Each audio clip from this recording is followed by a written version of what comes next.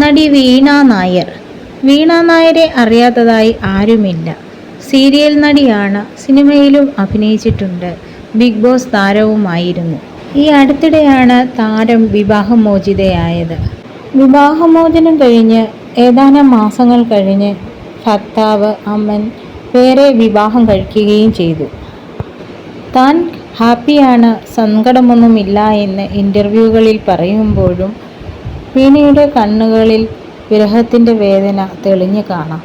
ഈയിടെ വീണ എഴുതിയ ഒരു കുറിപ്പിൽ പറയുന്നതിങ്ങനെ: അദ്ദേഹത്തിന് മറ്റൊരാളെയാണ് ഉൾക്കൊള്ളാൻ കഴിയുന്നതെങ്കിൽ ഞാൻ എന്തു ചെയ്യാൻ പറ്റും? നേരത്തെയാണ് ഇങ്ങനെ പറഞ്ഞതെങ്കിൽ എനിക്ക് സങ്കടമാകുമായിരുന്നു. ഇനിയും എൻ്റെ മകൻ്റെ കാര്യങ്ങൾ നോക്കി മുന്നോട്ടു ജീവിക്കണം എന്നാണ് വീണ കുറിപ്പിലെഴുതിയത്. വീണയ്ക്കെന്നല്ല ഒരു സ്ത്രീക്കും അവരുടെ ജീവിതത്തിൽ നടന്ന വിവാഹമോചനങ്ങളെ ഉൾക്കൊള്ളാൻ കഴിയത്തില്ല. ഒരു സ്ത്രീ ബാല്യം, കൗമാരം എല്ലാം കഴിഞ്ഞ് യൗവനത്തിലേക്ക് പ്രവേശിക്കുമ്പോഴാണ് അവൾ മറ്റൊരു ജീവിതത്തിലേക്ക് പോകുന്നത്. ഇത്രയും നാൾ കളിച്ച് ചിരിച്ച് തൻ്റെ ഇഷ്ടത്തിന് നടന്ന ജീവിതത്തിൽ നിന്നും അവൾ വേറൊരു ജീവിതത്തിലേക്ക് മാറ്റപ്പെടുകയാണ്. ഓരോ പെൺകുട്ടിക്കും തൻ്റെ വിവാഹത്തെക്കുറിച്ച് ഓരോരോ സങ്കല്പങ്ങളും ഓരോരോ സ്വപ്നങ്ങളുമാണ്. ആ സ്വപ്നങ്ങളെല്ലാം കെട്ടിപ്പിടിച്ചുകൊണ്ടായിരിക്കും അവൾ മറ്റൊരു ജീവിതത്തിലേക്ക് പ്രവേശിക്കുക തന്നെ. താൻ കണ്ട സ്വപ്നങ്ങളിലെ ജീവിതമായിരിക്കും മുന്നോട്ടുള്ളതെന്ന് പ്രതീക്ഷിച്ചാണ് അവൾ പിന്നീട് ജീവിക്കുന്നത്. ഇതുവരെ കണ്ടിട്ട് പോലുമില്ലാത്ത, പരിചയം പോലുമില്ലാത്ത ആളുകളുമായുള്ള ജീവിതം തുടങ്ങുമ്പോൾ അവൾക്ക് അഡ്ജസ്റ്റ് ചെയ്യാൻ കുറച്ച് സമയമെടുക്കും.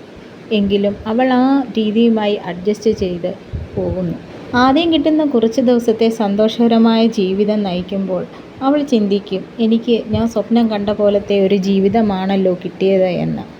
പിന്നീട് അവൾ നല്ലൊരു ഭാര്യയായി, അമ്മയായി ജീവിതം കണ്ടിന്യൂ ചെയ്യും. പക്ഷേ കുറേ നാൾ കഴിയുമ്പോഴാണ് പിന്നെയും പൊട്ടിത്തെറികൾ തുടങ്ങുന്നത്. സാമ്പത്തികം, സൗന്ദര്യം, ചിന്താരീതികൾ എല്ലാം ജീവിതത്തിൽ ബാധിക്കും. ഇതുവരെ ഒന്നായി ജീവിച്ച രണ്ട് വ്യക്തികൾ രണ്ടായി ചിന്തിക്കാൻ തുടങ്ങുമ്പോഴാണ് അവിടെ പൊട്ടിത്തെറികൾ കൂടുതലും തുടങ്ങുന്നത്.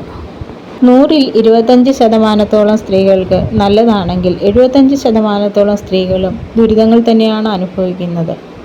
ഏറ്റവും കൂടുതൽ സ്ത്രീകൾ അഡ്ജസ്റ്റ് ചെയ്യുന്നത് അവരവരുടെ മക്കൾക്ക് വേണ്ടിയാണ്. ചിലത് നല്ലതായി വരും, ചിലത് പൊട്ടിത്തെറിച്ചു പോകും.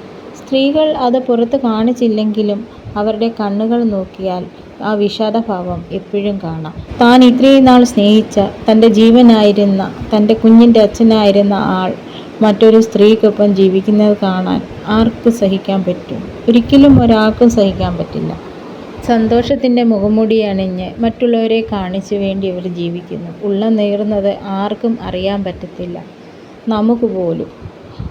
അങ്ങനെ എത്രയെത്ര പേർ, മഞ്ജു വാര്യർ, തനൂജ, അമ്പിളി ദേവി, അങ്ങനെ ഒരുപാട് നമുക്കറിയാവുന്നവരുണ്ട്. പക്ഷേ ഇവരെല്ലാം സിനിമാ ഫീൽഡിൽ നിൽക്കുന്നതുകൊണ്ടും അഭിനയ രംഗത്ത് നിൽക്കുന്നത് കൊണ്ടാണ് പുറമേ ഇതൊന്നും അത്ര അറിയാൻ വയ്യാതിട്ട്. തൻ്റെ കുഞ്ഞിൻ്റെ അച്ഛനൊപ്പമുള്ള പഴയ ചിത്രങ്ങൾ കാണുമ്പോൾ, ഇപ്പോഴത്തെ വിവാഹം കഴിഞ്ഞ ചിത്രം കാണുമ്പോൾ ഉള്ളം എത്രയോ വെന്തു നീറുന്നുണ്ടാവും അവരുടേതെന്നല്ല, ഒരുമാതിരിപ്പെട്ട എല്ലാവരുടെയും അങ്ങനെ തന്നെയാണ്.